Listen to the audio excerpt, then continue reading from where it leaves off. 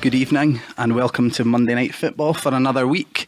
Given that there is not too much football to talk about this week, we're going to get right into the football. You need to get your football from somewhere, and this week it's Monday Night Football on Radio Salta. So, Connor, we're going to go straight onto the Hibs because we gave it almost zero coverage last week until you finally mentioned it in the last 5 minutes of the show. Hibs had a League Cup game against Dundee United. How did it go? Yeah, fantastic. Really great game. Unfortunately, the BBC decided to go with Rangers St Johnstone, so you all didn't see what a fantastic sort of end-to-end match it was. It was a really good performance by both teams. Probably one of the best games I've seen at Easter Road for quite a few years. And as I said, very enjoyable evening. I don't know if you guys saw the highlights on the BBC. They missed a Hibs goal, so so it shows what kind of regard they were holding the League Cup in during the week until obviously the draw was made at the weekend. But Hibs played really well. Another fantastic performance from Scott Allen. Scott Robertson was head to head with him for man of the match. I would have thought, which is quite an unusual sort of turn of events considering some of the slatings he's got over the last few months. But he's becoming a really integral part of the team.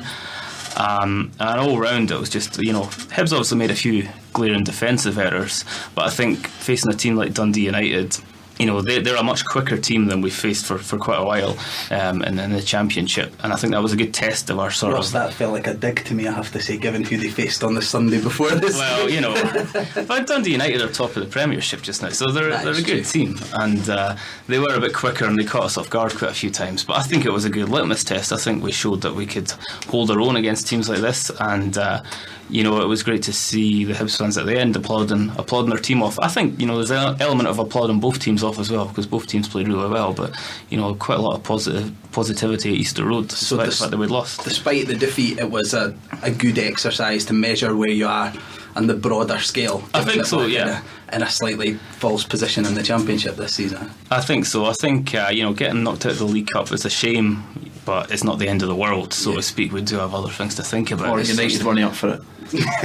Especially when there's a wee bit catching up to do in the league. It's maybe an unwanted distraction. Yeah, well, I'm sure Alan Stubbs wouldn't say that, and I'm sure he wants to install a winning mentality in the club. But getting beaten by Dundee United in the League Cup is not the end of the world, because we did perform well, and it was a very positive game. I think a few Dundee United's players, such as Chris Erskine and Paul Payton, were really great to watch, but they're obviously an inconsistent team as well, hence the sort of end-to-end 1-0, 1-1, 2-2, so our Hibs kept equalising, and right to the death. It looked like one of those penalty shootouts that was just going to go forever. Sort of first 12 went in, no problems at all. And then John Rankin missed his, and we thought, here we go, this is it. But sadly, we dropped the ball at the last minute. So let's move on to the big cup then. Now, we've got a studio packed with guests this week, and two of them have got a particular investment in the big cup this season, but we're going to leave them for now. They are our Spartans players, our Spartans involvement in the studio. We're going to leave them for now because they've got a lot to say, I'm guessing, about the weekend. We're going to talk about Hearts versus Celtic. That is the last three opportunities that Hearts could draw Celtic in a cup. At the first time they've drawn Celtic. Ross, what's your thoughts on that? Well, just like, how many times are we going to get them in the cup? Usually it's a League Cup, but the Scottish Cup, we'll take them at home. When I first heard about the draw, I was worried it was going to be at Celtic Park. The first time someone let me know about it, they didn't actually say where it was. So I'm glad to get them at Tynecastle. It'll probably be, I don't know if it'll be moved to the midweek or the Sunday or whatever, but I can't wait for it. I'll definitely be there. Garry Halliday, Director of Foundation at Hearts, our other studio guest. What are your thoughts on this? Is it, like Connor was saying about Hibs Dundee United, is it a good chance to put ourselves against the champions of Scotland this time on our home turf, which may give us a wee bit better chance, or would we have liked a wee run in the cup? No, I think it's games like this we want to play in. I think we've got Rangers a week before and then Celtic afterwards, so absolutely fantastic. Yeah, a wee run would have been good, but you never know. On our day, packed full Tynecastle. Let's get a right good game, and obviously it's good for the coffers for the club as well. So, are there any concerns at all about what happened last year at the same stage in the cup, or is it now a completely different Hearts team, a completely different look to that, with the experience that we've added is there no chance at all that there'll be a wee bit post-traumatic stress disorder? Well, going from the last game we played against them, yeah, the scoreline looked worse than it actually was.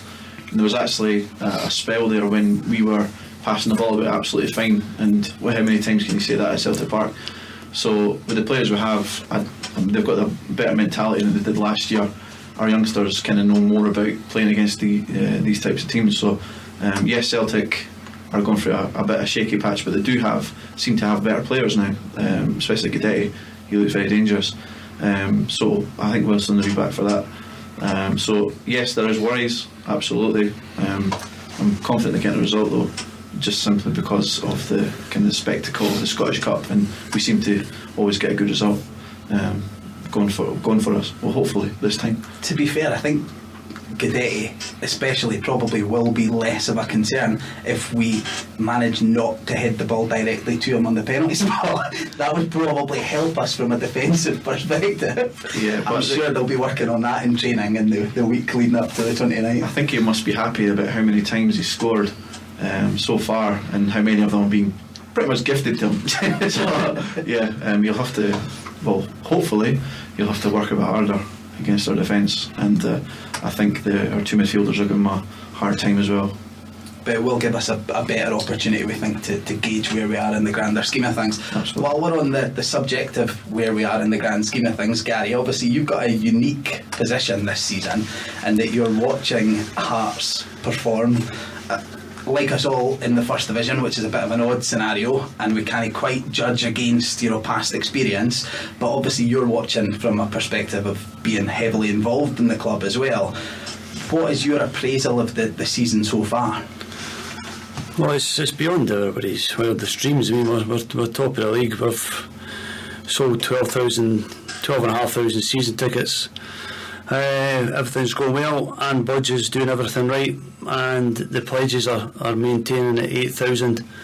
So it's fantastic stuff. I think what happens with Hearts is determination's been bred into us for the last couple of years, and it's just a welcome relief for the fans to actually get out there, concentrate on football. And Craig and Robbie's got them playing attacking football, and the young players last year got bled in, and now they're seeing the benefit of playing alongside experienced players. I mean, Bobbin and Gomez are fantastic, so it's great stuff, and it's gone back to the old days where you can't wait for one game to come along, so you're in between games, you're kind of twiddling your thumbs waiting on the game comes. So the weekend off there was a nightmare. So.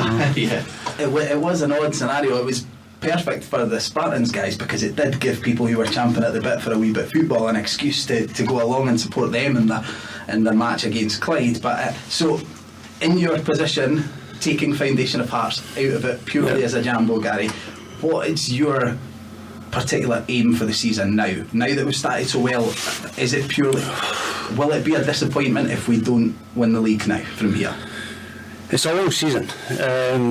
We've started fantastically. I mean, Hibs I think are in a false position, and I think Alan Stubbs has got them playing well now, and the midweek game will help push them on, I think. And the game last Sunday was, it was 50-50, but I think Hibs were probably just about edged it. But I mean, the Rangers are they're an unknown quantity from week to week, so you never know what Mike Ashley's going to do now. So I think they'll probably want to definitely get into the SPL as champions. He'll be looking at Champions League football.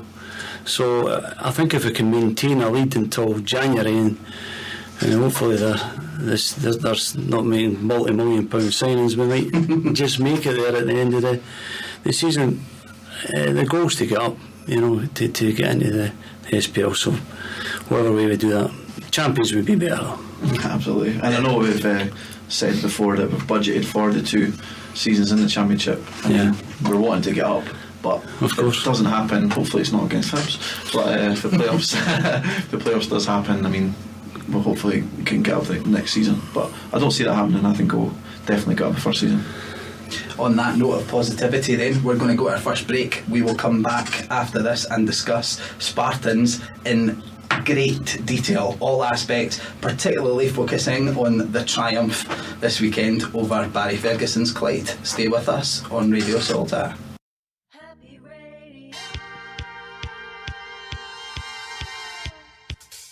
Radio Saltaire is a community radio station located in Trinent in East Lothian, who are looking for presenters and station volunteers of all ages. So if you think you've got what it takes or always wanted to give it a go, we can train you up and give you that opportunity.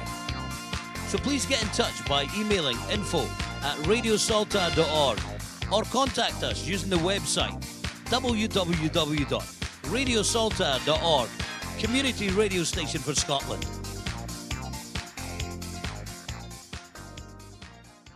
Okay, so we're here with Spartans FC stars Garry Cennerazzo and Jack Beesley, basking in the triumph from the weekend.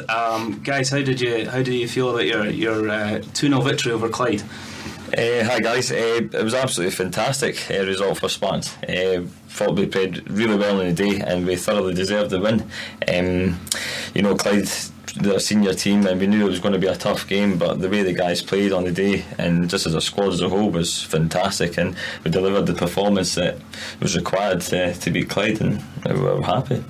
Excellent, because it was my first time at Spartans, I have to admit, even though I'm sort of from that part of town, and I was thinking, like, as a neutral, if you didn't know which team was professional, which team was part-time and so forth, you probably wouldn't have been able to separate the sides. How do you feel, Jack? Do you feel that there's a big gap between yourselves and the likes of Clyde, or did you feel quite comfortable on Saturday? I think there's probably less of a gap on a one-off match. Obviously over the course of the season it may be a more true reflection, but I think against the lower league sides, whilst obviously we would be underdogs, we would definitely fancy putting on a good show on a one-off game, and as it proved on Saturday. Can I ask on that basis, Garry, Barry Ferguson's been quite critical of his lot this weekend. I don't know if you've seen that or if you've been too busy enjoying your own side of the triumph. Obviously you have to be a wee bit careful, I understand that in terms of what you can say, but do you feel that was maybe a wee bit disrespectful towards you guys in terms of how negative he was about his own team, maybe not giving Spartans the full credit for how well they performed to match the level of a football league team? No, absolutely. I know he's obviously frustrated, and you can understand because his team didn't deliver on the day, but for the way I look at it and the way we played, I thought we stopped Clyde, and it wasn't the fact that they were poor. We played really well, and but as I said, he's going to be critical of his own team, and you can understand his view, but I do agree with you in that I do think that it was maybe a wee bit disrespectful, but that's fine with us. We done the job and we got the win, so we're happy with that, but we're not worried about too much. It was 2 penalties, but to be fair, it could have been any type of goals. He'd absolutely deserved it, especially looking at the highlights.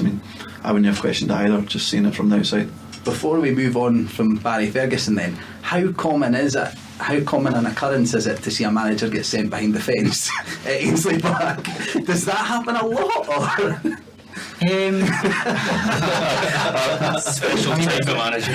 First of all, it's not usually a fence because there's usually about 11 people to watch. I don't recall ever seen it. I think maybe our old manager Mickey Lawson was a bit prone to losing the lid, so maybe him a couple of times, but no, that was really surprising to see. Obviously somebody as well with Barry Ferguson's experience and etc, that you'd expect him maybe to keep his composure slightly better. Must have been a wee bit encouraging for you guys though, in that you're under the skin there, you're doing the job that you're supposed to be doing. Yeah, you obviously try and concentrate more kind of what's happening on the pitch, but I think it might have been at 1-0 perhaps that happened, and that obviously does give you a wee bit of a boost when you see that you're absolutely making it so frustrating for the opposition that it's getting to that stage. Okay, let's move on to the progress in the Cup then. What were your thoughts on the draw? It's a great draw for us, happy to be at home again, I suppose. Listen, a lot of the guys in the change room, myself included, you're looking for that glamour tie, but as I said, to play a team like Monaghan or Airdrie at home, bring another good crowd, good money for the club, good publicity, and as I said, they won't fancy coming down to Ainsley Park when we'll make it hard for them, and it'll be a good test. Whoever comes out of that replay, I'm sure it'll be a good challenge, and it's another step up from Clyde, so but we'll prepare the best and try and give it the best we can. So the aim now becomes, you just get the glamour tie in the next round after this one then. That's the dream. Like Gary says, it'll obviously be with it being a league above, whether it's Sergio or Morton, it will be a step up in class. So again, we'll need to raise our game as much as we can. But like I said to Connor, with the one-off matches, it's although it is 2 leagues above. If similar to Clyde, they have an off day and we have a good day, then who knows? Well, we certainly all wish you luck from everyone at Monday Night Football. I was going to predict they'll go through, but I didn't want to put the kiss in so I'll just leave it. To be fair, you were the one that called Ozturk's goal, so yeah. If anyone in this room is going to predict that, I haven't told anyone that at all since that happened. This is the first time it's been mentioned, I think. Okay, so I'd like to get your guys' take on the Spartans' adventure as a whole, the objective of the mission. The club have been quite clear and at certain points outspoken in that they don't see where they're at the moment as being their ultimate goal. They want to be in the league. They're waiting for the opportunity to do it. Now with the pyramid structure being there is an obvious avenue to get into the league. What is the feeling in the dressing room with that? How far do you guys feel that Spartans can go? Is it a case that the sky's the limit?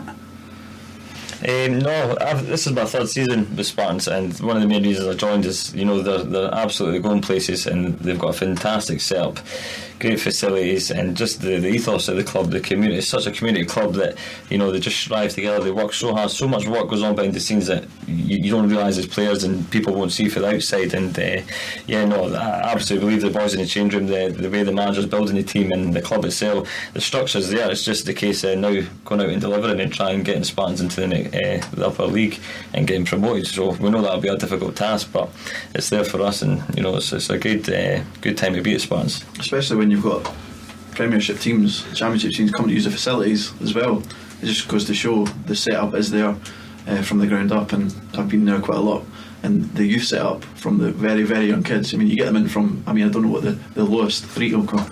So there you go. So 3 years old, you see them about every day, and that's absolutely fantastic. Especially because I'm from that area as well, and it's been needed. I used to go and see Spartans when it was over the road, at the old ground, City Park, and I used to sneak in and play at night. But it's a great club for that area, and it's well needed, definitely. What's the makeup in the squad like, Jack? Is there a lot of people who have already had experience at that higher level, or is it mainly people aspiring to get there with Spartans? Bit of both, really.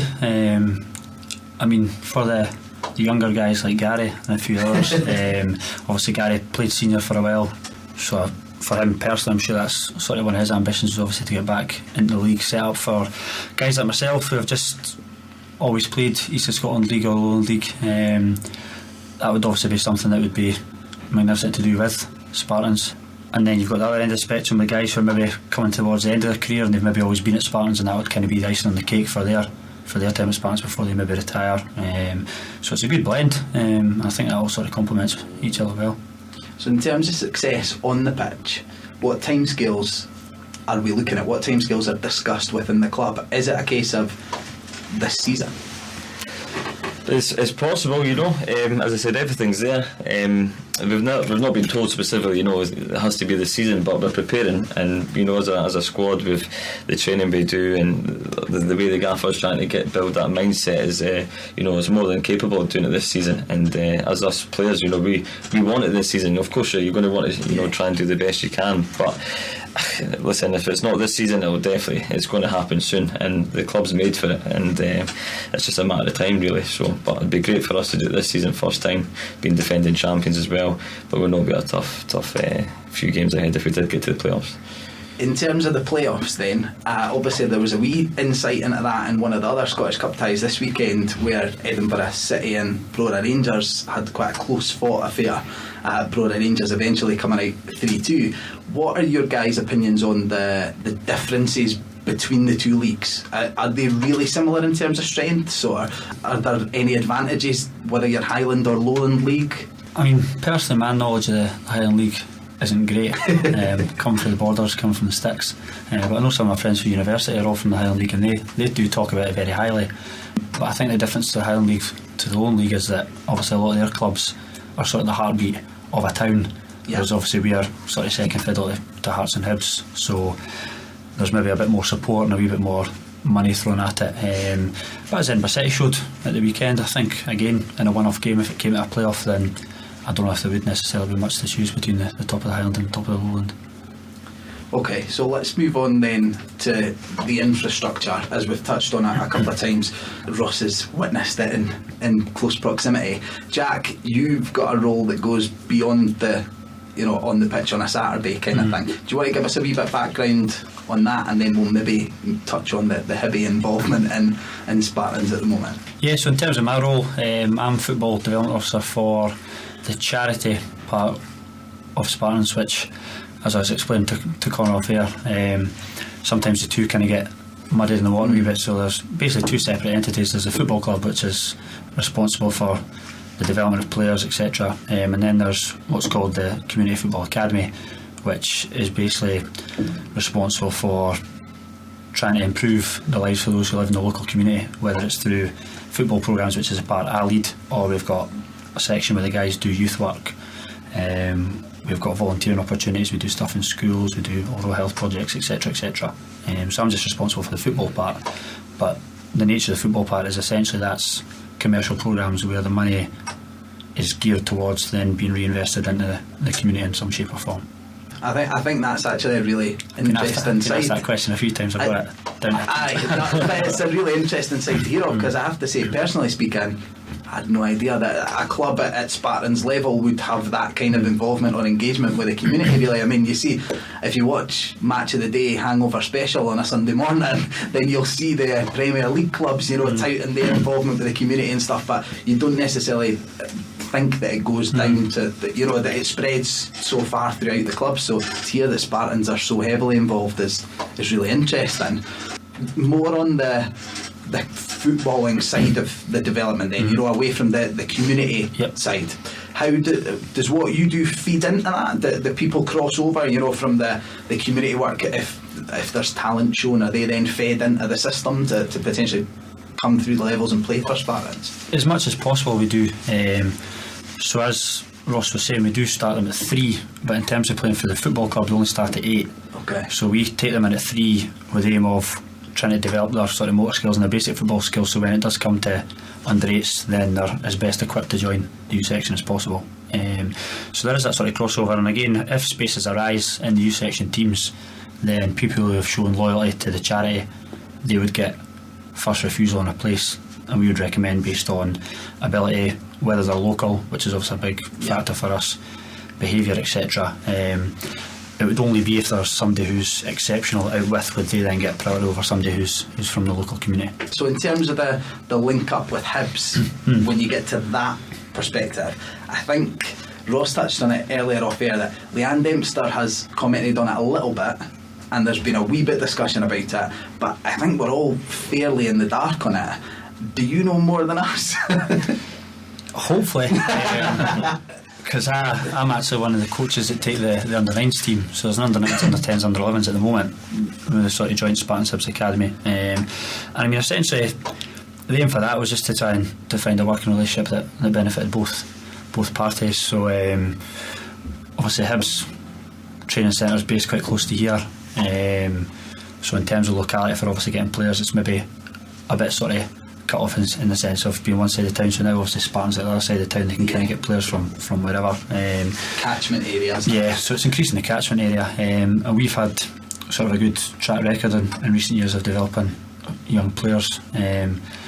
So in terms of, I can only speak on what the draw for Spartans was obviously to work with Hibs. I mean, in terms of publicity, it's great. The Hibs under-20s now use Spartans as their home pitch, so again that's good to have that Hibs brand associated with ourselves, and it's good to obviously just get the sort of Hibs players, Spartans players together in a mix.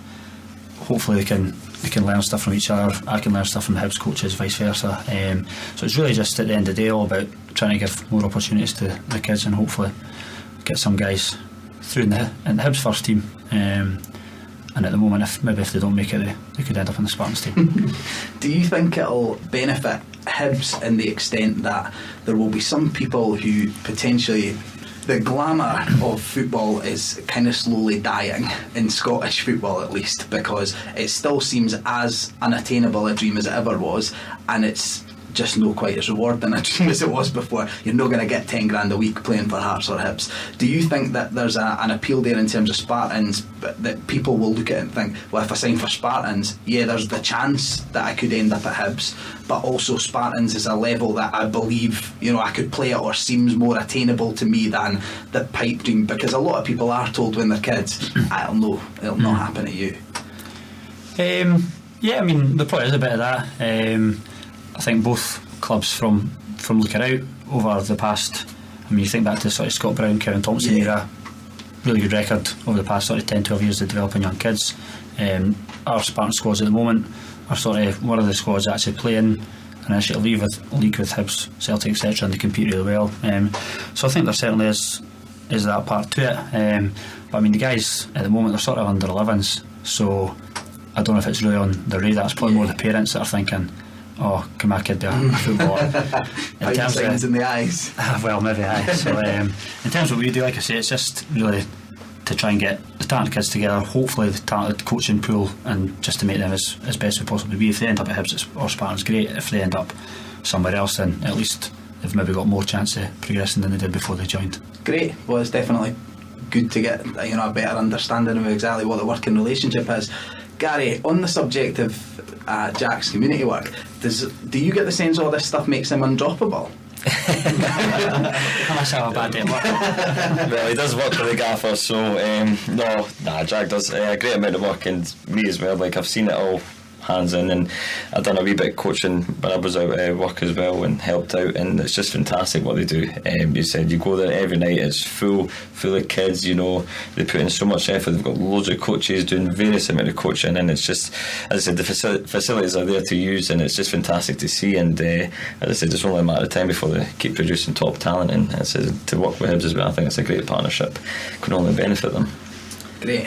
What I would like to touch on then, if it's possible, before we wrap up and let you guys go home for a relatively early night still, is Hearts and Hibs this season have been exposed to part-time football in a way that they never have before. And in my lifetime, Hearts haven't been out of the top division, so we've encountered part-time football as a novelty. You know, in the Scottish Cup, oh, he's a plumber and he's a bricklayer. And it's almost like this joke, like the Faroe Islands are treated when Scotland play them. This season we're seeing it in a much more real light. Football players who come and compete at Tynecastle and have made it really difficult. Hearts have dropped points against Dumbarton, for example. I think it would be interesting for us, supporters who live in this wee bubble of quote-unquote professional football, to get a wee insight of just what the life of a part-time football player is like. Because I'm guessing that, you can correct me if I'm wrong, but your lives wouldn't change too much if you were to become third division football players next season, would they? No, not at all. There's the same level of commitment for Spartans to be probably League 2, League 1, but the part-time, it's for me, football's my life, so it's not a problem committing to it, and it is a lot of commitment, even though non-league football, you've got Tuesday, Thursday nights, and sometimes it can be 3 nights, but as I said, if you love the football, you'll do it. And you can be travelling all over sometimes, like on a Tuesday night we've had away games to Gretna, and I'm sure there's other teams all over the country, players are travelling all over after work, working a 9 to 5 shift, and all these full-time footballers have got the day off, and get the massages, they get looked after and stuff. So but it's part of playing football, and as I said, most part-time players will tell you they wouldn't change it, so I enjoy it and it's brilliant. How much of a disadvantage do you think it would be, Jack, if you were dropped into a league where 7 or 8 of the teams are full-time? How big a disadvantage is that? I mean, it's not something I've ever experienced, but I would imagine it would be a disadvantage, just for the simple fact that obviously if you're training 2 nights a week, you maybe can't work to the fine detail that the professional clubs would do regarding things like set strategies, set pieces, etc. So it would be a disadvantage, but I mean, thinking of the other side of the coin from our point of view is these teams that are part-time, these games will be like cup finals to them every weekend, which I think is why obviously some of these big teams do find it hard going to these smaller teams, because as much as you can try, I don't think the motivation for a Rangers player playing Alloa would be as high as it would be for an Alloa player playing Rangers. So it's basically like ourselves playing Clyde at the weekend. It's like a cup final every week, and you've got to try and obviously match that before you can even think about trying to win the game. So in terms of the the lack of time to get it would be a disadvantage, but like I say, in terms of motivation, it's probably works the other way. To move slightly off that just for a second, but do you guys think, we've spoken a lot about the Spartans' facilities and the infrastructure side of things, is it a disadvantage to the teams that Hearts and Hibs will be playing the better their facilities are? Do some of them actually benefit? You know, at certain stadiums you go to and it is a culture shock. It feels like a different planet. For supporters who are used to going to, you know, Ibrox, Celtic Park, Easter Road, you know, even Fir Park and Motherwell and places like that, you know, decent quality stadiums where the pitches are fairly reliable. A couple of weeks ago we went to Alloa, for example, where the AstroTurf is 7 years old. Could you guys potentially suffer from the fact that Ainsley Park's quite a good place to come and play? You know, people will enjoy coming to play there because, well, the facilities are, as Ross said, the Edinburgh clubs choose to use them. They're top class. Do some of these clubs benefit from, to a certain extent, how, you know, stuck in the past they are a wee bit? Absolutely, yeah. No, Spartans' facilities are great, and like you said, it's a good example. No doubt that players in that level, you know, Rangers, Hearts, Hibs, full-time teams will go to these grounds like Alloa and, you know, Arbroath, etc. Really small, tight pitches.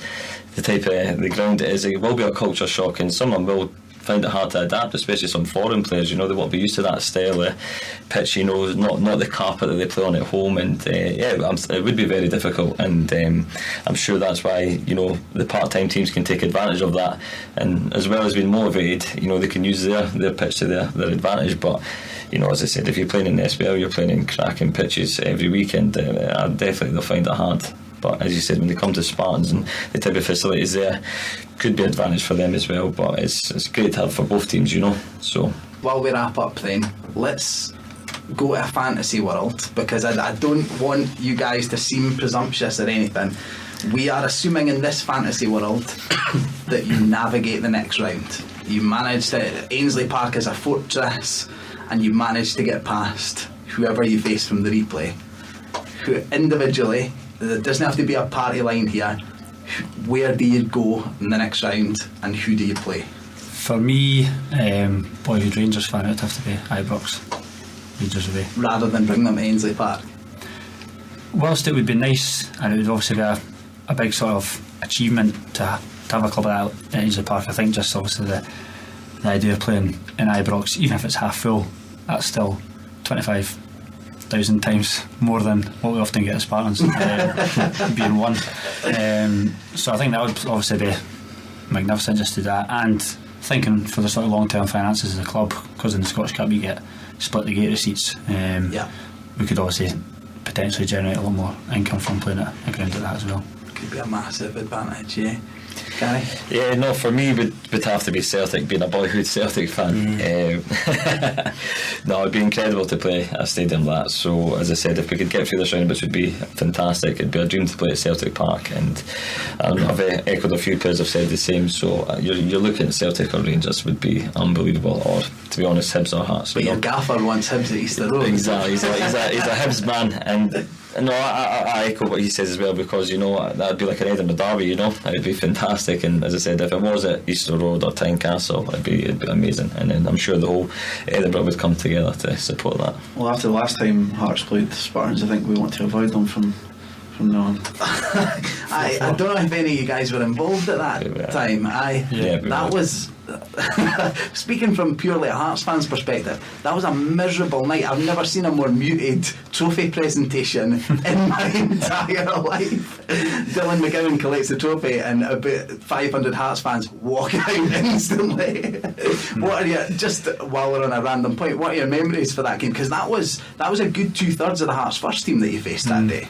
I think the moral victory was with us, even though we penalties. It was 2 goals in the last minute, wasn't it? It was 4-2, I think, until about the 89th minute. And then 4-all in there. And then 4-all, unfortunately. But I mean, again, it's kind of what we spoke about at the point earlier on with motivation factors, and Hearts friendly down at Spartans. Were they really that bothered about it, to be honest? Whereas for ourselves, obviously that's, for some of us, that might be the biggest game we're playing.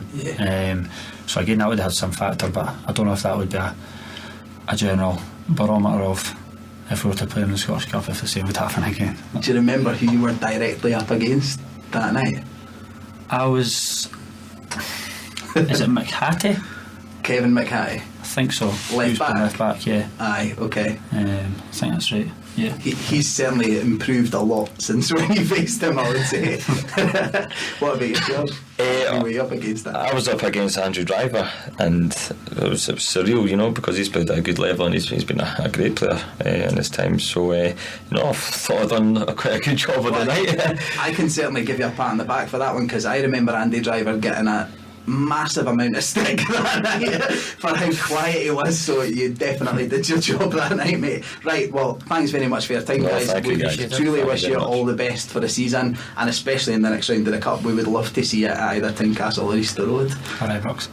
Well, nah, not so much. We're not bothered about that. There's no West Coast bias here. Right, thanks very much for joining us, guys. All the best. Thank you.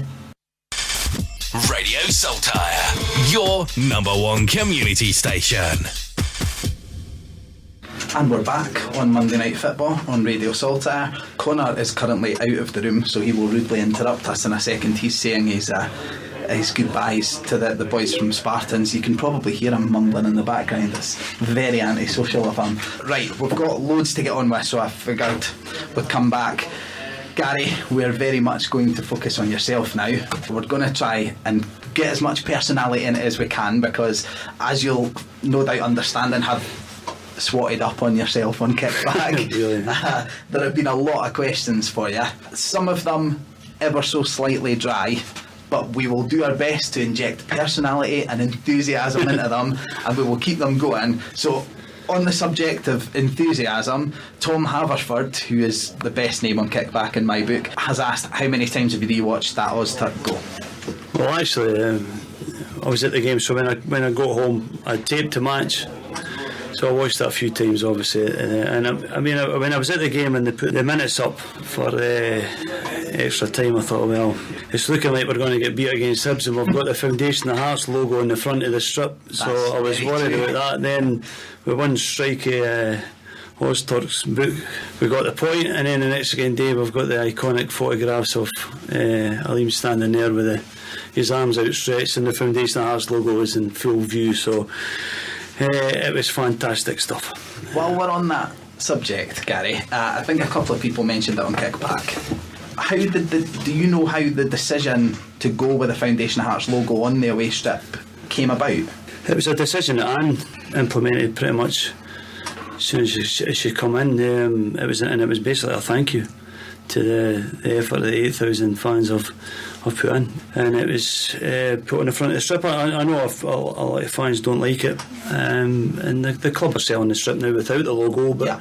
I mean, I thought it was a great gesture, and it's there. So certainly, as you say, even the big thing is that if you don't want it with that on the front, you've got the opportunity to buy it without. But images like Ozturk celebrating with that on the front, when that then goes national in the newspapers, it's a massive thing to just get people asking the question, what is Foundation of Hearts? It spreads the whole idea of fan ownership as well for that. Definitely. Okay, so let's get into the real meat of this then. Francis Albert on Kickback has asked quite a few questions. The first one I want to bring up to yourself is regarding Foundation of Hearts' strategy for maintaining and growing the membership.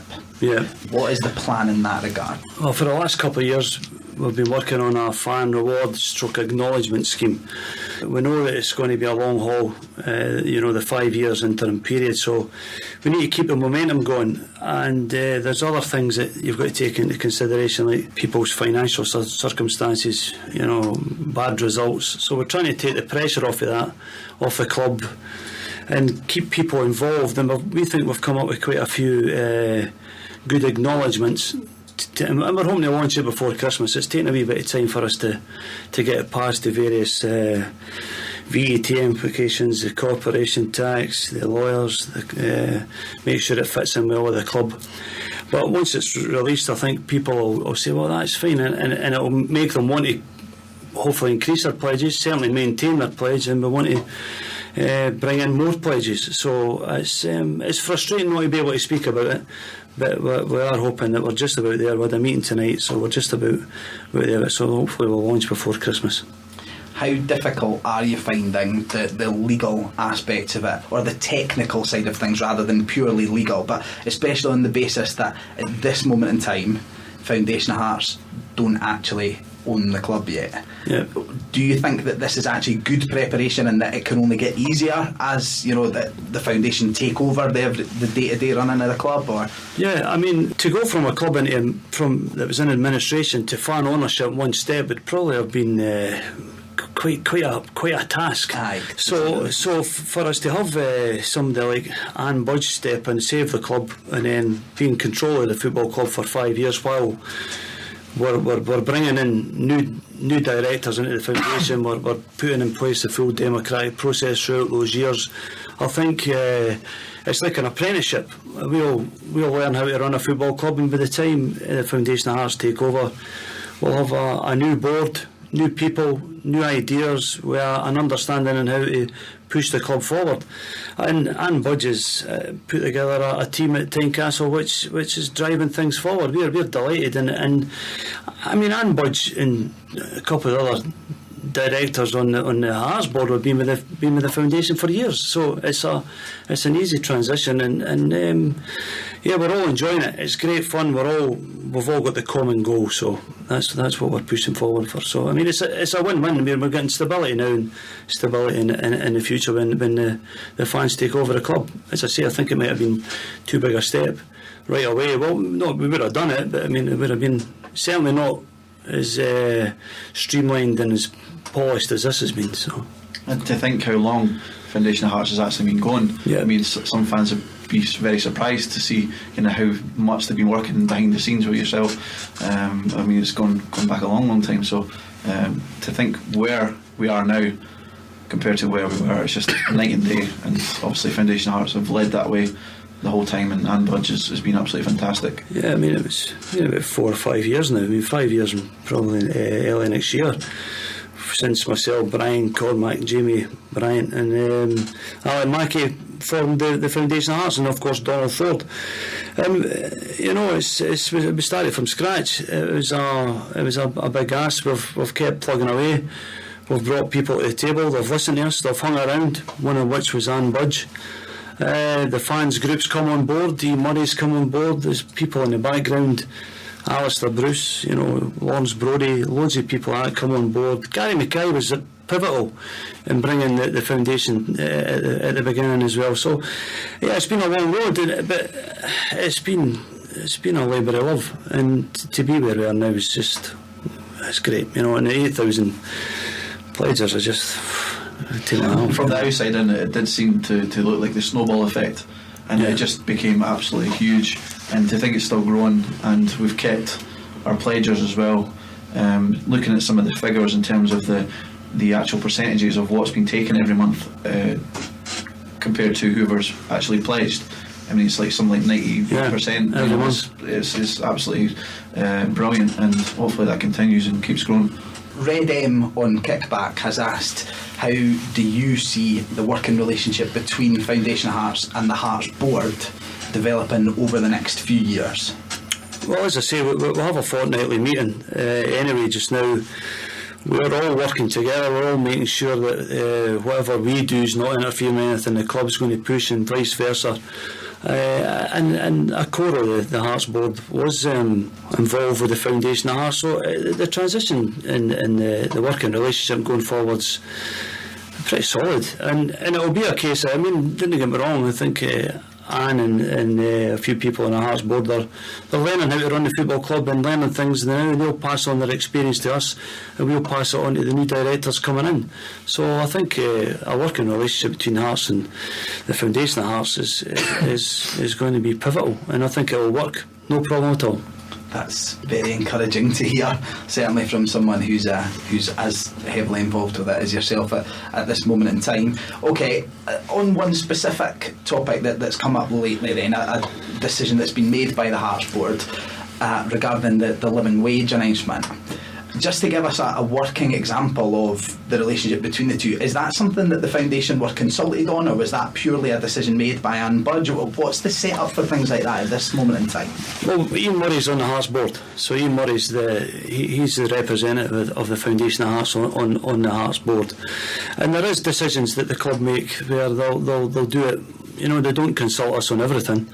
So Ian Murray was involved in that process, and the club brought out, and it was great. I think it's a good thing. But I mean, don't expect there not to be a few more like that with Anne. She's that way of thinking. She's you know, that she's got that kind of business brain about her. And to be fair, the relationship is, we're there to support Hearts every step of the way, and then gradually take over. So we trust these people to take things forward and things like that. It's just great. It's good news. Okay, to put a wee bit more, you know, as we said, personality into it, to put a wee bit more kind of bring your own involvement in the proceedings. A few people have asked, firstly, what your long-term plan is in terms of your ongoing involvement as and when the handover happens. You know, to taking ownership of the club, and you know, without, I think one person specifically said they know you, and this isn't a dig. But what do you feel that you yourself bring to the table? Can you give us a wee bit more in terms of your personal goals from this, and what you're looking to achieve? I mean, I've been banging on about fan ownership for 10 years. I mean, I was inspired with the Save Our Hearts guys trying to stop Hearts moving to Murrayfield. So that's where it all began with me. And then, as I say, Gary Mackay listened to me going about it, and he introduced me to Brian and Jamie, and then we got in tow with Alex. So that's where I come from. I mean, my goals at this moment in time, I want to get the fan rewards acknowledgement scheme up and running. I want it running smoothly, and then after that, I mean, unless asked to stay on, you know, I'll probably be one of the ones that'll step aside for a new director coming on board. We were all going to resign at one point. That was the deal. Then Anne saved the club. She wanted a bit of stability, so she's got that. We committed herself again. I mean, it was a big commitment. You've got to go speak to your employers and your family. See, look, for the next sort of 2 to 3 years, I'm going to be taking some time off, some time out to do this. So. And I committed to that, and so did Brian. Alistair come on board. So I think my own goals is I'm not want to see it in the Hearts board or anything like that. I just want to get this up and running. It's been a long road, but an enjoyable one. And I mean, I'm a Hearts fan. My mother and father went to Tynecastle High School, you know, and my dad was brought up in Hutchison, my mother in Dalry. So Hearts is in my blood, and if I've played a small, tiny part in the process of Heart Midlothian being safe, then it's a warm feeling for the rest of my life, and that's all I want. So that's it. I read an article in the Evening News a wee while ago. I think most Hearts fans would have read it. I reread it today because I prepare for these shows. I'm a professional. You would never tell, but I keep it subtle like that. But yeah, and I think it's actually yourself that references the idea of being able to just go to the game again, go to Merky Hearts for a drink and then turn up at the game. Is it at the point yet that you long for that? Or are you still, happy and engaged by your involvement? Or do you think there will be a point soon where you think, I would actually quite like to just go, having played your part in the process, that you would like to go back to being a quote-unquote normal fan? Well, I don't get bothered now.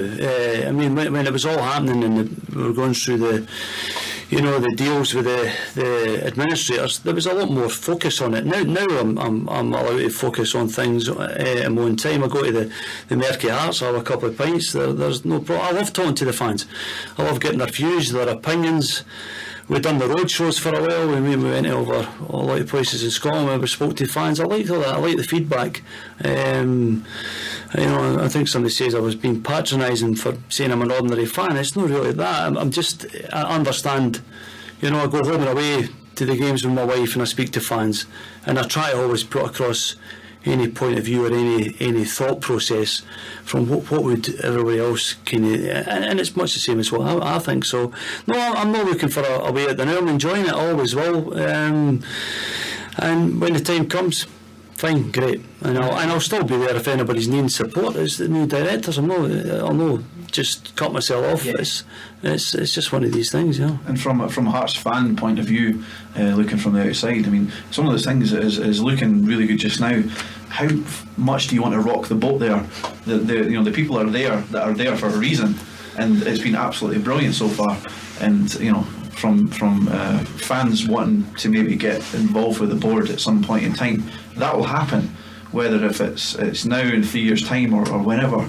I think the people that are in place just now are there for a reason, and they should be the ones there when the first board is there, and that's my personal opinion, to be honest. Ross is very much playing the voice of positivity this evening. Connor, we may need to get you playing devil's advocate. Don't worry about that.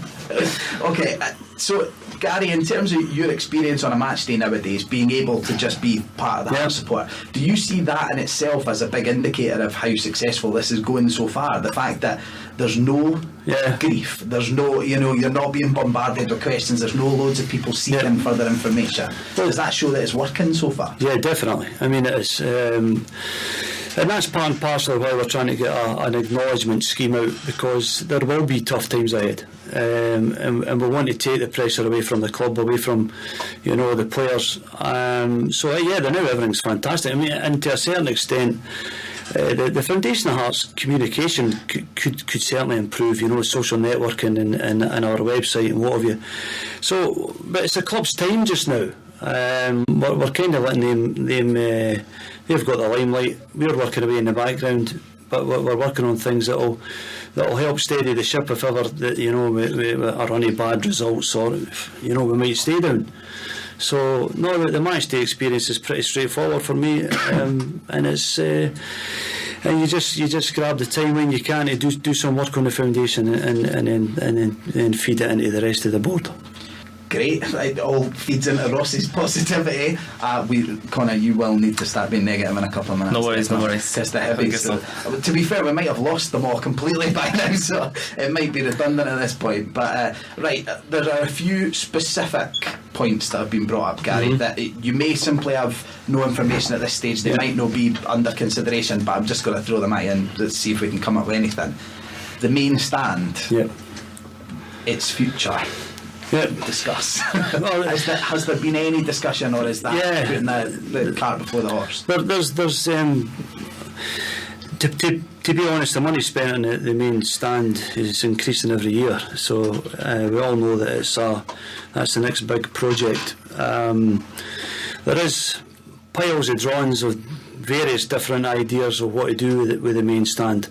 So I think the club will now look at this on just got a project together, look at it realistically, what we need, how much is it going to cost. Brian Cormack, the director of the foundation, when we were part and parcel of the foundation before Anne was on board, but we had a proposition document where we had to concentrate on all aspects of football, the marketplace, how much it would cost to rebuild the main stand, speak to architects, what have you. And Brian spent an awful lot of time on that, so he's got an awful lot of views, he knows what's required, and he's got various different ideas for bringing about the funding. So of the club, so I think once a sort of in-depth look at what we need for the new stand is set down, and then I think the foundation and the club are going to work together. But I mean, does definitely need addressed, and it will need addressed in the interim period. We'll have to have plans in place and move forward from there, but there is a lot of appetite for it and a lot of ideas for funding it, so it's not like we're just going to ignore it and think, well, it's going to go away. It's not, and we know that. So it's definitely one of the things that was stirred up by the previous regime that has stuck around, that idea that we could have something so much more, that then led to a whole regeneration in theory of. I think that planning application is still alive. Honestly, I think it is. Well, it certainly took long enough to get anywhere with the council. £2 million as well. Yeah, you've covered outgoings to a certain extent there. Another question that's been raised a lot is the incoming money to the club this year. The fact that it was potentially far more than budgeted for. I think most of us are of the opinion that we're seeing players of a superior quality than we could have fairly expected to see, and in football nowadays it's only fair to assume that goes hand in hand with the fact that we're maybe paying slightly better money than we expected to be able to pay. Is that what is happening to the surplus of money? Is that being banked to go towards paying the loan off earlier? Is it going towards improving the setup as it exists at the moment, maybe giving Robbie a couple of extra players in the squad? Is it a mix of all of these things? Robbie's got a budget, and that's a budget he needs to stick to. Regarding the money coming in, the Foundation of Hearts is committed to paying £3.8 million working capital. So that money going into the club, that's in the first 2 years. Yeah. So that money going into the club and the extra that's coming in over and above the sort of worst case scenario that we had to work on it for the budgets, is going to working capital. It's a massive rebuilding job at Tynecastle, and we're trusting Anne. She's working her way through all the endless amount of stuff that needs done. You know, the refurbishments round about Tynecastle is a massive project. So it's all going to working capital just now. If at the end, when the club changes hands and there's a healthy bank balance, brilliant. But the now is going solely towards working capital, and that's what the club needs. It's a huge rebuilding job. I mean, the hours that the Hearts board are putting in the now is phenomenal. So that's what I can say, is that the money now is going to working capital, and Robbie's got a set budget. So it's a great conversation to have as well, to be honest.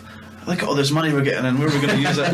Throw it about everywhere. Too much money, we've got too much. Why have we got Prosecco in the main stand for every seat? Come on now. Right, while we're discussing Robbie's budget then, Scott G71 on Kickback, who may or may not host the show on this radio station on a Sunday morning, with a tongue-in-cheek question: will Robbie be provided with a sizeable war chest in January? The budget that he's got, is he still well within that, or is he working on the on the edges of that budget? Do we know? Is there any room for him to do anything? I don't know. I honestly don't know the figures. Is there any scope that that'll be reevaluated in January if the title is, if we think the title's a real possibility here, a more solid possibility than we could have ever expected previously?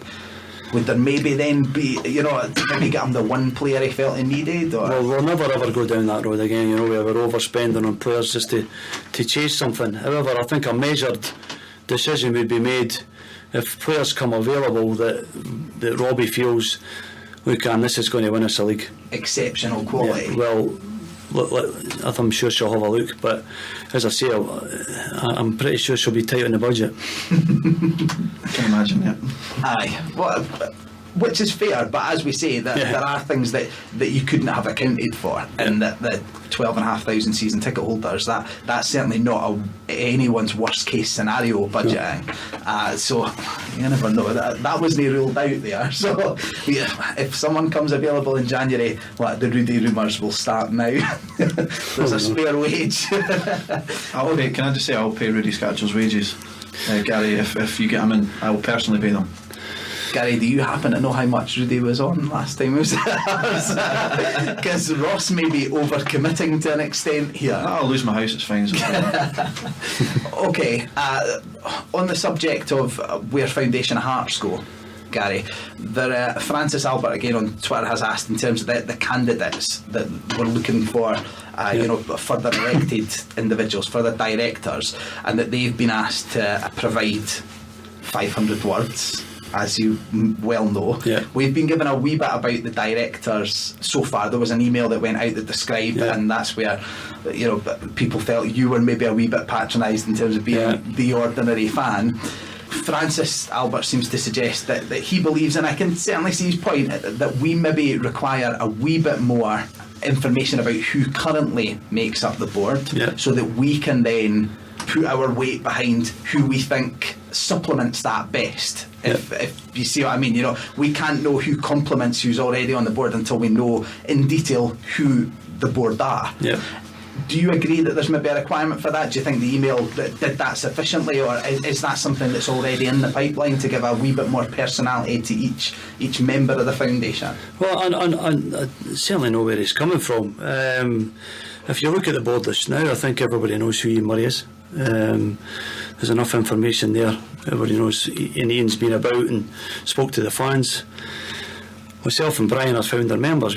We helped start the foundation up, so we've been about for 5 years. We've done various road shows, and we'll do things like this. We'll talk to fans whenever and wherever they want. Alistair Bruce, I think, has done I think his bio, and you can look into Alistair. He's Shaw Marketing and designs his company.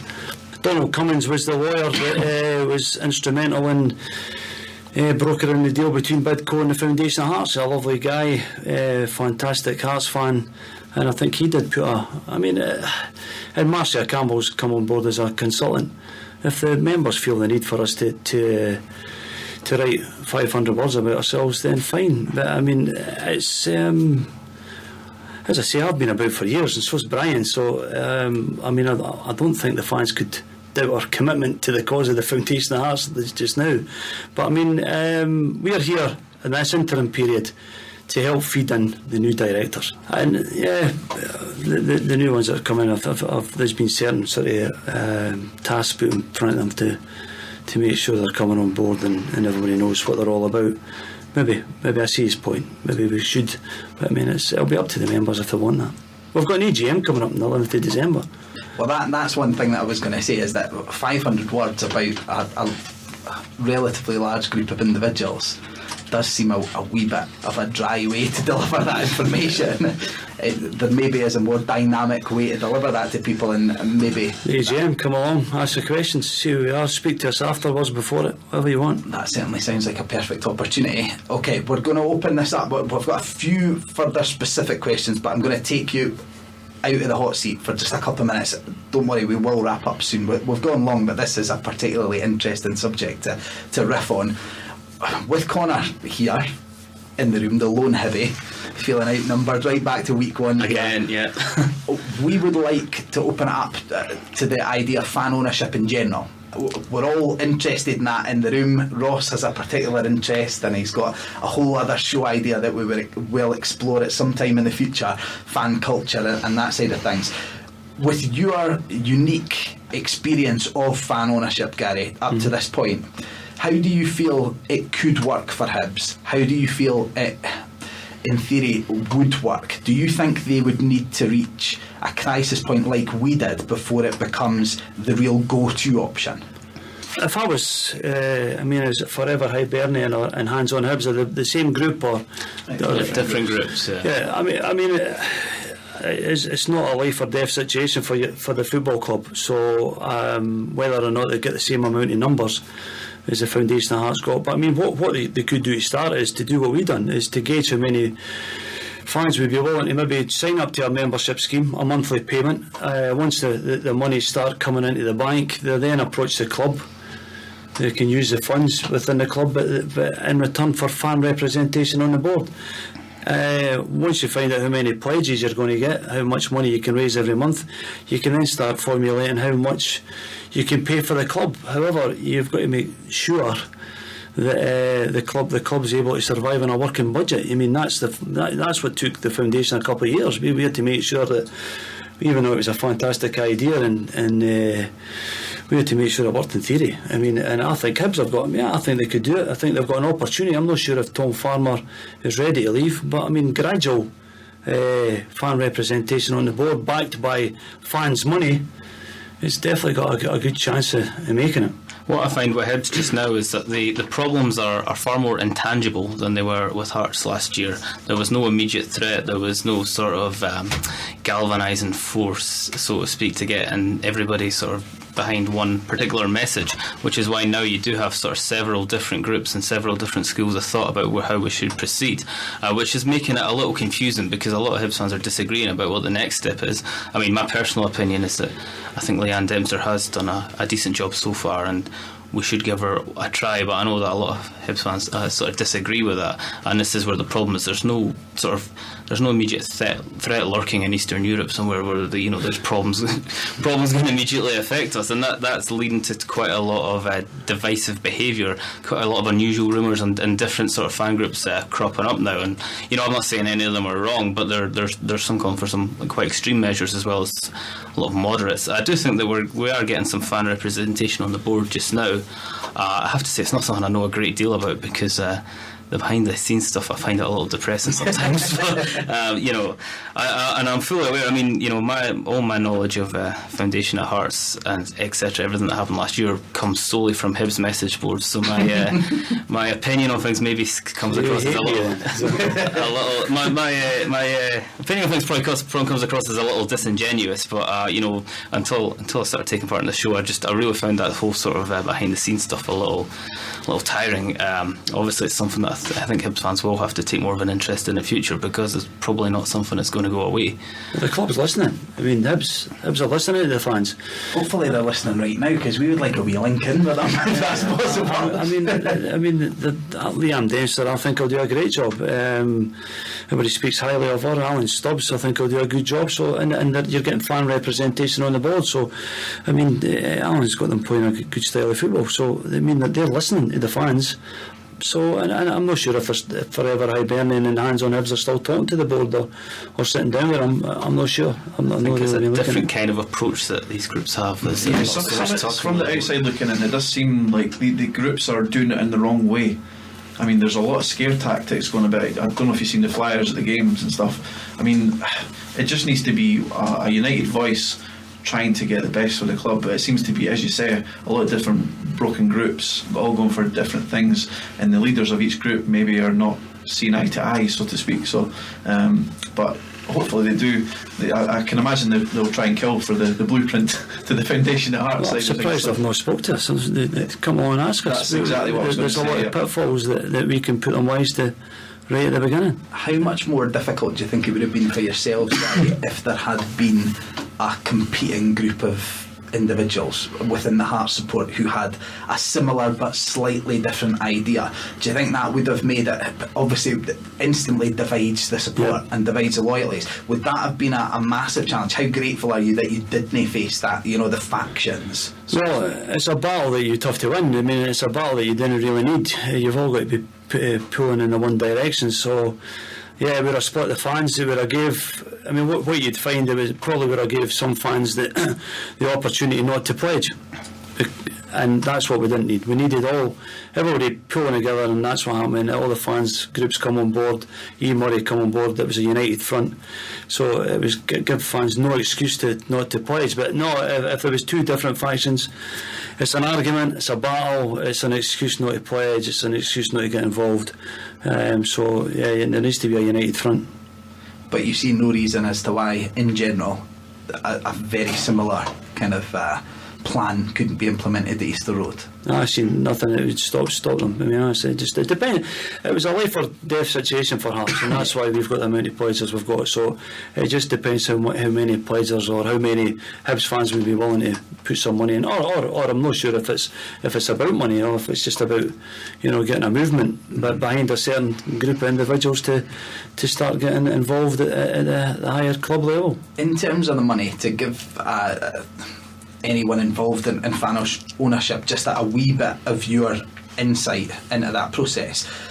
I know that there was a couple of different opinions on how the subscription or the fan contributions would work. Yep. That initially some people came to the table with the idea that I think 8,000 people would pay a couple of £1,000 up front to actually kind of buy the club outright. Yep. And I think, was it yourself that thought a £5 a week from Yep. 15,000 people? Obviously you can claim it as a triumph because this model's closer to yours than it is to theirs.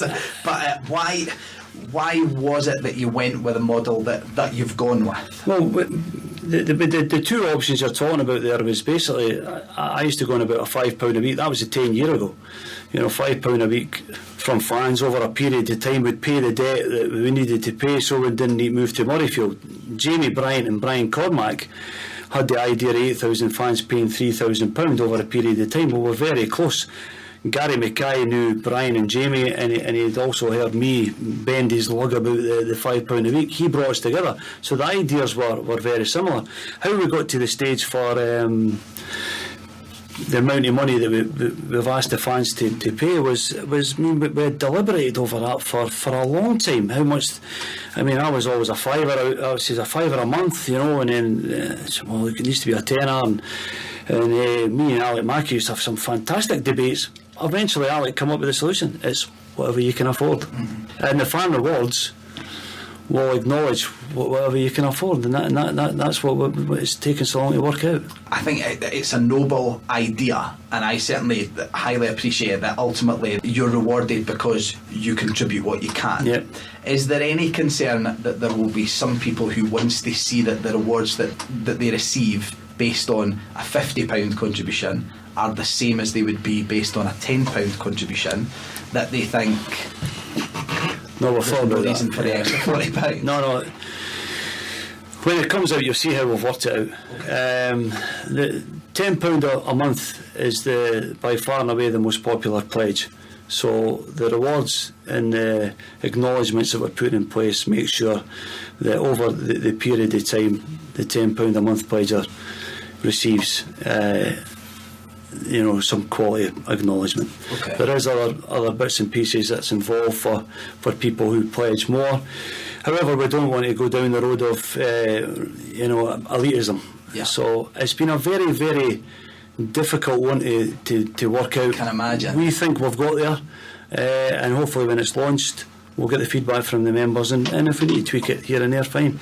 But I mean, it's something that we've worked on diligently for a couple of years. So there will be a sliding scale to an extent based on level of contribution, but doing your best not to punish anyone for not being able to contribute. Yeah, it's difficult. It's frustrating for me to sit here and not tell you what it's all about. Yeah. So when it comes out, hopefully you can get us all back down here to speak about it. Certainly, we will be happy to do that. Ross can get organising that right now, in fact. Yes, definitely. And we'll need to go for a pint in Murky Hearts before a game in the future as well, definitely. I'd like to, maybe to wrap up, just I don't want to be negative or anything like that. This has obviously been a labour of love for you, Gary, but I would like to pitch a question to all the Jambos here, and that obviously Hibernian's pratfalls over the last year have softened the blow quite a lot, I think, for Hearts fans, because I think if Hibs were still in the Premiership and Hearts were even doing well in the Championship, there still would have been a little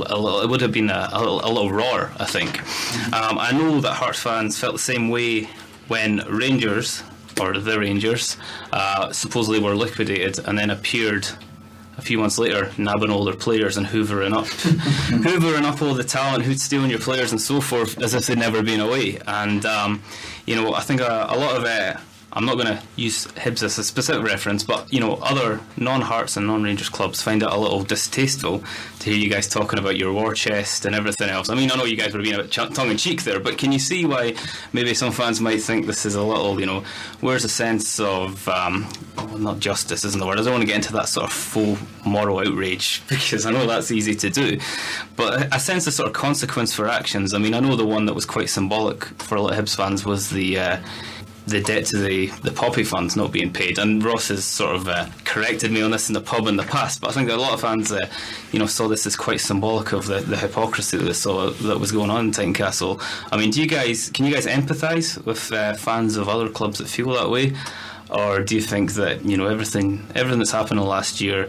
obviously you've worked hard, Gary, so I'm not going to criticise you for that, but can you understand a little bit of resentment? And I'm probably going to come across as a bitter Hibie yet again, but I feel like it has to be said, the St Mirren fans, St Johnstone fans, whatever, maybe thinking, why didn't we just splash the dosh, buy a couple of cup finals and then come back a few years later and the punishment is a fun year in the first division? The big thing is that I do understand that to an extent, but it's not a new phenomenon with Hearts and Rangers. Motherwell have done it in the past, Dundee have done it twice and are now in a better scenario than Hearts are currently. Hibs flirted with that in the early 90s, and that oftentimes is now forgotten when we discuss how frugal Hibs are, how well run a club they were. Well, there was a long period where they weren't, and should they still be being punished now for? In fact, Hibs weren't really punished at all at the time, and that's because they were rescued, but ultimately every club at their points has flirted with this speculate to accumulate idea. Hearts maybe just took it a wee bit far. There's a bigger debate that we can't get onto because it's 23 minutes past 11 and it would take us all through the night. That the morality in the Hearts scenario is slightly different because the person racking up the debt was also the person who actually held the debt, and at a certain point the fans can only say so much in that scenario, and that, well, it's my bank and I'm putting debt on at my bank. And I know that individuals with Foundation Hearts had crossed words with Roman Romanov about that. Well, you know, but you run a business and you've taken out a loan, we've taken out a loan with our bank, what's your problem? That then became difficult to fight against. Ultimately though, the thing is, like I say, firstly, we're not alone in that, and we wouldn't be the only club to benefit from it. You know, you've seen Portsmouth down south and stuff. They're suffering in the sense that they're performing in a league probably a lot below their station, but that's really their only punishment, and they have racked up a huge amount of debt, much more than Hearts over the years, and won an FA Cup falsely and everything as well. But also, I think the thing is just that we have taken the punishments. There's a different argument about whether those punishments are valid punishments, but we have taken the punishments that were given out, and we have ultimately taken our medicine. We're performing in a division that, if it was purely based on our performance last season, we wouldn't be in, because we would have at least had the opportunity to face Hamlet in the playoffs. So ultimately, that's, I think, a different debate about whether the punishments for a football club going into administration or liquidation in the case of Rangers, whether those punishments are stringent enough. But it's wrong to take it out on the offender, because in the eyes of, you know, the victims or other clubs, the justice system fails to punish them sufficiently. That's a problem with the justice system, not with the person who. Yeah, just to briefly say, I mean, the level of concern was raised, lowered, depending on the situation each club were in. I mean, it's apples and oranges. The Rangers situation, they were liquidated. Hearts weren't liquidated. We were put into administration. A massive difference. And for some reason, most Scottish football fans seem to think it's the same thing. And there's been many conversations I've had with people, and they cannot separate the two, and it's baffling to me. So yeah, it depends on the actual situation rather than tarring everyone with the same brush. So join us next week where Ross is going to explain to us the difference between administration and liquidation in detail. Gary, what are your thoughts on that subject? Is there any sense of morality was this discussion ever had amongst the foundation about, is there more that we could do to, you know, compensate for the wrongdoings of the previous regime? Well, we didn't want the club to go into administration. We were still negotiating with the owners, and then the club went into administration overnight. So it's happened. We've picked up the pieces. The fans have been incredible, and 8,000 of them are now sticking their hand in their pocket every month. But it's a community club now. So, I mean, forevermore, Hearts is now going to be given back to the community. We're going to try and work with all different ranges of things that's going on, charities, what have you. But I mean, I'm not saying it's payback, but let's try and work to the future. I mean, we're all gutted that it happened. We can't change it. It happened. Now, we've saved our club. That's what any football fan would do. Any football fan would do the same thing. And we're turned into a community club, so let's work from there. Are you aware as to whether there's been any ill will or burned bridges amongst, you know, local businesses or those areas of the local community that Hearts now are trying to engage with or trying to utilise services? Or has there been anyone who's had their fingers burnt previously? And no, I've never heard anything like that. There's nothing been said. So those businesses seem to have acknowledged that it's a completely new regime. Yeah. I mean, the debts were all made public, so I think the way forward is to try and keep using the same people and take it from there. However, I'm not party to that information, so I'm not sure. Connor? I'm afraid it's not good enough. I will be happy until there's just been there's a public bout of self-flagellation and off the stocks. Join us next week where Ross and I will walk over hot coals in the studio just to placate. No, I understand. I mean, I understand completely, and there is an element of sort of sour grapes after what's been happening at Hibs, and it's just sort of like, it seems like if Hearts shoot themselves in the foot, Hibs have to shoot themselves in both feet. You know, it just seems to be the way it is. But I felt like it's a valid point out with of Edinburgh football. I know a lot of other fans in Scotland were saying, well, my club's played by the rules, and, you know, there doesn't seem to be any sort of reward for that. So I thought it was a valid point to put forward. Okay, I've got one or two very quick questions I'm going to put to you, Gary. Then Ross is going to kind of leave us with a final message, I think. Just a quick couple of questions that I thought stuck out on Kickback as being slightly off topic but particularly interesting. Jambo Doug asked about, considering the last couple of years we've had to endure as a club, do you think we should have our own definition of a fit and proper persons test for any proposed new board members? Is there anything in terms of the club, do you think that would be required, or will they be vetted, or that their influence will be not great enough to actually allow anyone like that to do serious damage to the club anymore? So for a new foundation Hearts member, board I member, think particularly when the foundation is then in charge of the club. Well, we've put the safeguards in place anyway, for the fit and proper person test in the foundation. If the members feel that they need the extra, then it's something to bring up and the vote on and take it forward from there. As I say, we've put them in place anyway. Donald Cummins was pretty strong on that. So there is a criteria in place against which potential board members would be vetted to a certain extent. And that's. I mean, I think the boards going forward, which would be the same with any club that's involved in fan ownership, it needs to be a mixture of business people and fans, and that's the way for it to work. You've got the heart for the fans and the business brains of the business people, so they come hand in hand, and there is procedures in place. Okay, final question. Claudia on Kickback asks, is the foundation concerned that a future government may change rules on how funds or pledges are taxed, even if no benefit or tangible asset is received in return? Has there been any conversations about anything like that, how the model may be affected going forward by any changes to legislation or tax? Well, we've not discussed that aspect of it. We've had endless conversations about the implications for VAT on the pledges and what have you. So we were pretty stringent with that with Scott Moncrief, the accountants, to pass all that. They never flagged up anything like that coming up in the future, and I think if there's new legislation coming out for the government, it's not just the Foundation of Hearts that's going to be affected with that. There's any amount of community charities and community clubs out there that's going to be affected with that, so I think that would be big news, and if it happened we'd have to deal with it at the time, but I mean we've certainly not put anything in place, and I don't think you can until anything like that happens, but I honestly don't think it's going to happen. Makes perfect sense. Ross, would you like to take us home for the evening? Yes, I would. Just really to wrap up, it's just to really ask you to put a message to any potential pledgers that are listening. They might be on the fence. Personally, obviously, they should be pledging right now.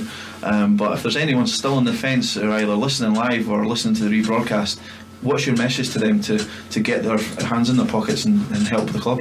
Well, go back to what I said before about, I've played a very small part in saving my football club, and I'll have that warm feeling for the rest of my life, and every generation of Hearts fans after this generation will look back on this generation with pride and say, well, they stepped up to the mark, they saved this football club, we can go along there and watch this team at Tynecastle, but because of these people. So it's a chance to create history for less than 40 pence a week. So, sign up, give yourself that warm feeling for the rest of your life, and even how bad times are for you, you'll have that wee warm glow inside. So aye, definitely, and to kind of send a message from on behalf of all Hearts fans, I think it's the only direct debit we love to see coming out every month. Right, well, thanks very much for joining us this week. To the listeners, thanks very much for joining me in studio. To everyone, especially yourself, thanks Gary, very much, lad. We really appreciate it. It's unique to hear someone come and just be so happy to just take things off the cuff. We know it must have been a wee bit intimidating at points, especially when you had to look at that kickback in preparation. But thanks everyone. Absolutely brilliant. Join us again next week. We'll have some actual football to talk about. Connor, quick prediction for Hibs at the weekend? I think 2-0 Hibs against Cowdenbeath. I think we're flying high again. Ross? I'd agree with Connor, and I think it'll be 3-1 for Hearts as well. Gary, putting you on the spot. I hate predicting Hearts games. My brother's coming up from Newcastle, so 2-0 Hearts, and he's come up for the match. Perfect. I will go with 3-0 Hearts, and we'll see how that plays out. We may all be left with egg on our face, but Ross is on a roll, so what did you say, 2-0? 3-1. 3-1. Sorry, I did me listen when you spoke. Get your money on 3-1 at the bookies. Don't. But if they won on Oztuck, then they've still got an extra wee bit. They didn't put money on that though. Once they put money on it, that's it. The bet is out the window. Well, we'll see. Good luck either way. Good luck to both teams. Good luck to Spartans. Thanks for joining us. We'll see you again next week. Cheers, guys. Yes.